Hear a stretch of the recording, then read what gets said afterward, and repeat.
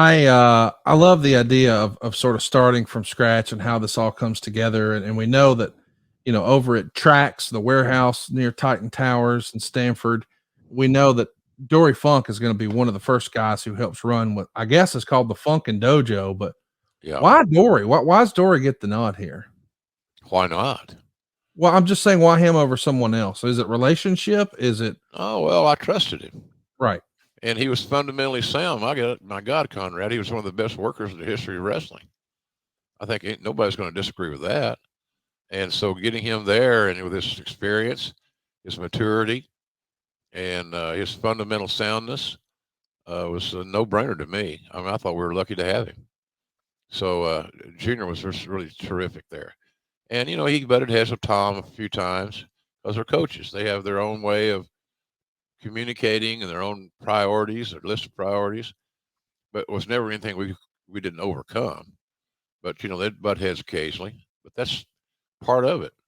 So, but Junior was just a really key element in the very beginning because I knew that he was going to teach old school values and use old school techniques to get his job done, and he did. Awesome. Well, I just love the idea of figuring out how this all came together. Of course, we know Dory Funk is going to be somebody who's pretty trustworthy. Normally, a fellow who I believe at the time lived in Florida, but now he's going to venture up and brave that cold here in Stanford. And I assume Pat Patterson was hanging around. He had a role in all this. He loved this sort of thing. Did he not? Oh yeah, he was great. Pat was a great asset uh, because he was experienced. He loved being around the boys and all the talent. So yeah, Pat was invaluable because Pat could look at a talent, watch him work one match or watch him work 2 or 3 minutes, and tell you that kid's got something or something along those lines. He was just really, really good at evaluating talents, and it got him out of the house, so to speak, got him out of his routine.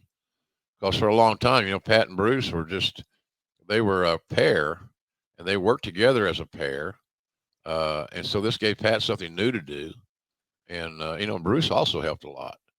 So we wanted opinions from all kinds of people.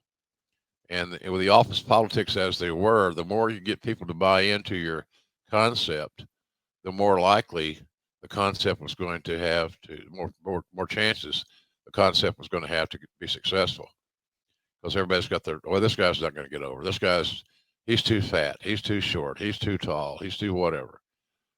And so getting those guys on board, I thought was going to be a very valuable thing as we move forward. I needed their support.